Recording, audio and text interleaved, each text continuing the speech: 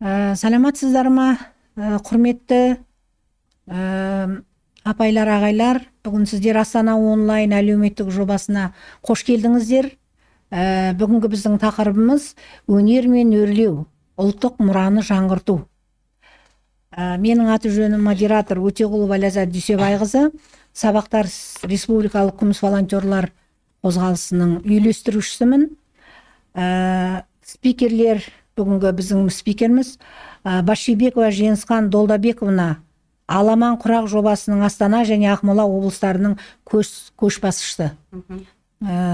Екінші спикеріміз Қуандық Құдайбергенов Чингизұлы, Гиннестер Қазақстанның рекордтар кітабының ресми өкілі, дүниежүзілік рекордтар кітабының бас тіркеуші офицері.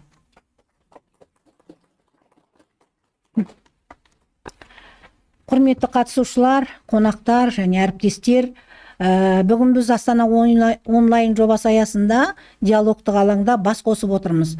Бұл алаң азаматтық сектор мен жергілікті атқарушы органдар арасындағы сенімді және ашық қарым-қатынасты дамытуға бағытталған маңызды бастама. Шараның негізгі мақсаты мемлекеттік органдар мен азаматтық қоғам өкілдері, оның ішінде үкіметтік емес ұйымдар мен қоғамдық кеңестер арасында өзара түсіністік пен тиімді серіктестікті нығайту. Біздің ортақ міндетіміз қоғамдағы өзекті мәселелерді талқылап қана қоймай, нақты шешу жолдарын бірлесе анықтау. Сонымен қатар конструктивті диалог пен өзара сенім мәдениетін қалыптастыру. Іс-шара Астана қаласы әкімдігі ішкі саясат басқармасының қолдауымен ұйымдастырылып отыр. Бүгінгі кездесу ашық пікір алмасуға, жаңа идеялар мен ұсыныстарды ортаға салуға мүмкіндік береді деп сенеміз. Құрметті қатысушылар, бүгінгі диалог алаңымыздың тағы бір ерекшелігі ашық форматта өтуі. Яғни әрбір қатысушы өз пікірін ашық айтып, көкейдегі сұрақтарын қойып, ұсыныстарын ортаға сала алады. Біз үшін ең құндысы сіздердің тәжірибелеріңіз, ойларыңыз және қоғамдағы өзгерістерге деген белсенді ұстанымдарыңыз. Бүгінгі кездесу тек тыңдаушылар мен спикерлердің бір жақты сөйлейтін шарасы емес, керісінше барлық қатысушылар тең дәрежеде пікір білдіретін ортақ алаң. Сол себепті диалог барысында өзекті мәселелерді ашық айтуға, ұсыныстар мен бастамалармен бөлісуге, мемлекеттік құрылымдар мен азаматтық сектор арасындағы байланысты күшейтуге мүмкіндіктер бар. Біз бүгін бірге ұлттық мұраны жаңғырту, шығармашылықты қолдау, қолөнер мен мәдени басқармаларды дамыту бағытында жаңа ойлар мен ортақ қадамдарды талқылаймыз. Құрметті қатысушылар, өздеріңіздің еркін сезініңіздер, пікір білдіруге, сұрақ қоюға, тәжірибемен бөлісуге кез келген сәтте шыға аласыздар. Алаңға шығып, микрофонға шығып қана сөйлейсіздер. Орындарыңызда сөйлесеңіздер, сіздердің сөздеріңіз таспаға жазылмай қалады. Түсіндіңіздер ғой, Бүгін бізбен бірге ұлттық өнерді жаңғыртуға өзіндік үлес қосып жүрген, қолөнер саласында үлкен тәжірибесі бар мамандар қатысып отыр. Алдыменен сөздің кезегін Башибекова Женісхан Долдабековнаға берейін. Аламан құрақ жобасының Астана және Ақмола облыстары бойынша көшбасшысы, ұлттық өнерді дамытуды мақсат еткен шеберлер қауымдастығының белді өкілі. Сөз сізде. Отырып айта беріңіз, сол алдыңызда микрофон бар. Қайырлы күн, құрметті шебер ханымдар. Мына бүгінгі бастап жатқан бастамамыз бүгінгі күнмен ғана шектелмесін. Біздің барлығымыздың басымызды қосып отырған Аламан құрақ жобасы. Аламан құрақ жобасын біздің ең бірінші бастап отырған Нұргүл Абайхан ханымыз өзі осы жобаны бастады. Сол жобаны қостап 3 жыл қатарынан біз бірге келе жатырмыз. Қандай керемет. 3 жыл қатарынан біз құр қол келген жоқпыз. Соны шатысқамас үшін мен мына 3 сертификатымды оқып берсем рұқсат па? Рұқсат. Мына бірінші Аламан құрақ жобасы бізде 4 июльде 23 жылы Астана қаласында болды. Рәміздер күніне орай 200 құрақшы 500 метрлік құрақты жайып, осы жерде отырған құрақшылар бүкіл Қазақстанның басын қосып отыр. Бір үлкен жаба бұл. 200 құрақшымыз үлкен алаңға 500 шаршы метр, иә? 500 шаршы метр мына қандай бірінші тұрған керемет. көрпемізді жайдық, міне мынау көк көрпемізді. Осы көрпе, иә? Иә. Осыны жайғаннан бізді енді әуелала дейік, үйде отырған жай құрақшылармыз ғой негізінде. Иә. Енді бізді Алла қолдады. Екінші, осы Қазақстанның елдері мына шықпай жатқан, үйде отырып тігіп жатқан құрақшыларымыздың еңбегі жанып, қазақстандық Кинс кітабына тіркелдік. Мінекей қасымызда отыр, айтып берер қазір.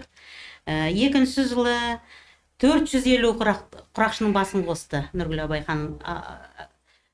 ханым. Онда біз мынау көшпенділер ойынына қатысып, әлемдік рекорд кітабына Гиннесқа тіркелдік. Иә, Гиннес па?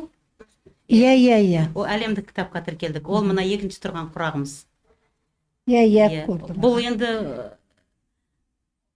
не болды ғой? Бренд болды аяғында. Біздің қазақ қыздарымыздың несі ақталды, еңбектері өте жақсы ақталды. Үшінші рет Медеуге жайдық. Алматыда Медеуге жайдық.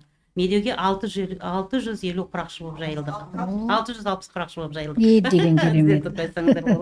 Барған сайын сіздердің құрақшылардың қатары көбейіп жатыр екен ғой, иә? Керемет. Шаршы метрде көбейді ма? Медеуде қанша шаршы метр құрдыңыздар? 366 8 бүтін. Қошеметтеп қояйық. Өте керемет жетістік, иә? Бұл сіздердің бәрі бір тиын ақша алмайды. Тегін өздері үйлерінде отырып құрайды. Яғни сіздер волонтерсыздар. Иә, волонтерсыздар, иә. Мен өзім волонтер болғаннан кейін негізі волонтер деген нәрсені өзім жақсы көремін. Иә, көрдіңіздер ме?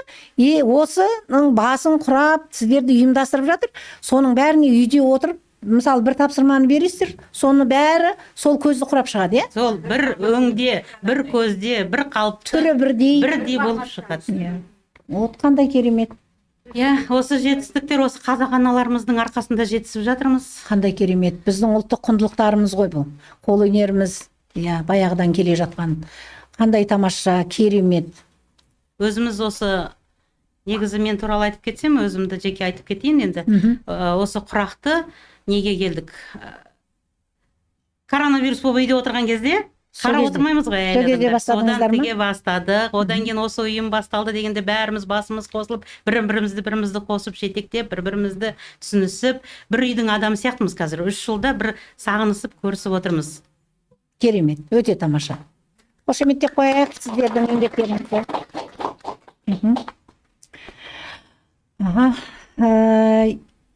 Енді келесі сөзді Қуанды Құдайбергенов Чингизұлына берейік.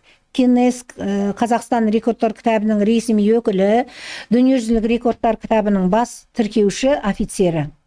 Жалпы ұлттық өнерді халықаралық деңгейде таныту жолдары, рекордтар мүмкіндігі және пікіріңізді осы жөнінде тыңдасақ сіздің.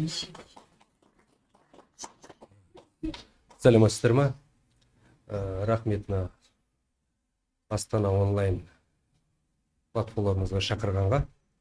Енді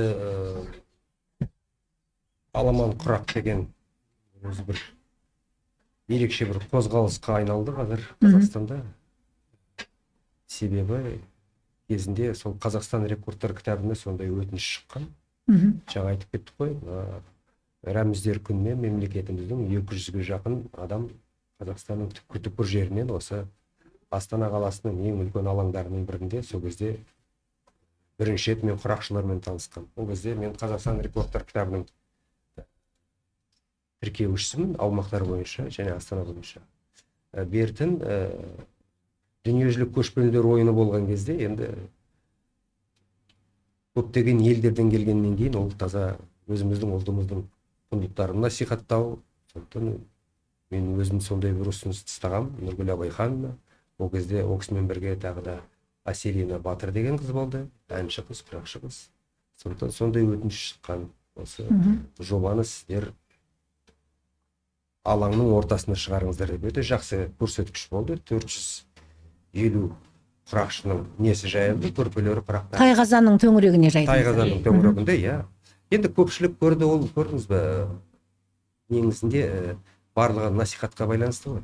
Құрақ деген негізінде біздің халқымызда, былайша айтқанда, мәдени бір ерекше бір құндылықтың бірі.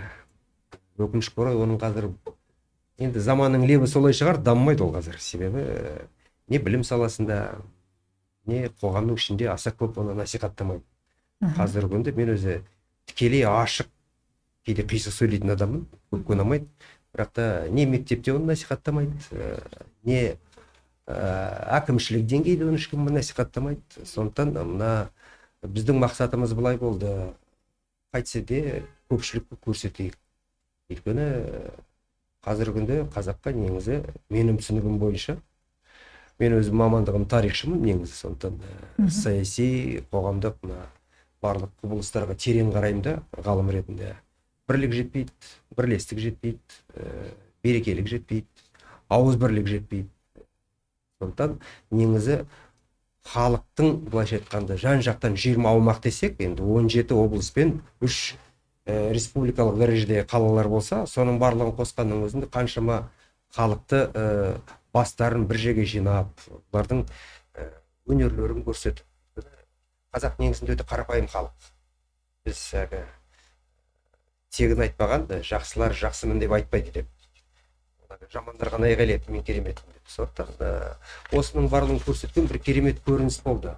Ал биылғы Медеу алаңында, кезінде Медеуде 35 әлем рекорды. Медеу мұз айдыны, иә? Иә, мұз айдынында көпшілік білмейді, 35 әлем рекорды орнатылған. Олағы коньки шаңғышылардың рекордтары. Ол енді ерекше сол кездегі, ол Совет үкіметінің кезі ғой, қайткенмен. Жақсыны жақсы деу керек. Сол кездегі үкіметтің мықтылығы, спортшының, бірақ та ғалымдар айтады, сол Медеудің сол мұзының ерекшелігі. Өйткені мұзы жылдам. Бұл мұз барлық жерде пайда болады, бірақ ондай жылдамдық бермейді екен. Сондықтан сондай киелі қасиетті жерде Нұргүл апай ханым осы жобаны бастаймын деген кезде, мен ол кезде сәуір айынан бастап дүниежүзілік рекордтар кітабына жұмысқа кеттім, қызметке. Өтініш шыққаннан кейін қолдауға ол рекордты тіркеуге тура келді. Өте қиын, өте ауыр рекорд болды, өйткені бұл кісілер өздерінің қаражаттарымен, өздерінің сүйемелдеуімен, сондықтан 192 мемлекетке ТРТ World деген спутникалық каналдар бар. Осы рекордты көрсетті. Ұмытпасам 8 тілде. Турция телеканалдары көрсетті, Аравия елдері көрсетті, дүниежүзілік рекордтар кітабы болғаннан кейін. Сонымен бірге әрине Қазақстанның телеканалдары көрсетті. Жалпы енді жақсы бір қуаныш айтайын. Мен қазір Қазақстан рекордының кітабынан енді толық кетпесем де көбінесе дүниежүзілік рекордтар кітабының қызметін атқарам.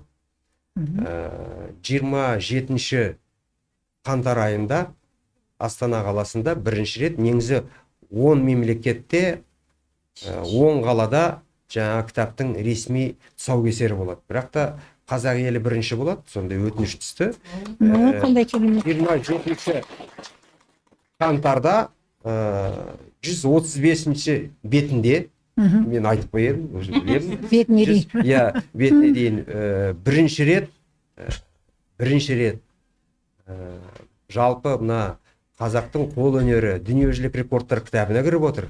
Екіншіден, өте қуанышты жағдай, 10.000 данамен шығатын кітаптың 1000 данасын біз үлкен өтініш жіберіп, ол жалғыз ағылшын тілінде шықпасын, енді көпшілігіміз ол тілді біле қоймаймыз ғой. Иә. Сондықтан қазақ тілінде де, орыс тілінде де шықсын деп, сондай өтініш шықты. Сондықтан өкінішке орай Қазақстанға тек қана 1000 дана кітап. Сондықтан үлкен салтанатты тұсаукесері 50 мемлекеттің елшілігімен, енді көптеген халықаралық телекомпаниялардың қатысуымен салтанатты түрде Астанада 27 қаңтар айында болады. Сонда аламан құрақ 35 бетінде. 2027 жылы қаңтар айында болады, е? Жоқ, 26. Ой, 26. Сіз 27 деп айттыңыз соны. 27 қаңтар күні. 27 қаңтар 2026 жылы. Осы тұсаукесер біздің 27. Астана қаласында ма? Астана қаласында бастайды, содан кейін Арманға енді кете береді басқа елдерге. Мына үлкен қуаныш нәрсе екен. Сіздердің еңбектеріңіз, иә.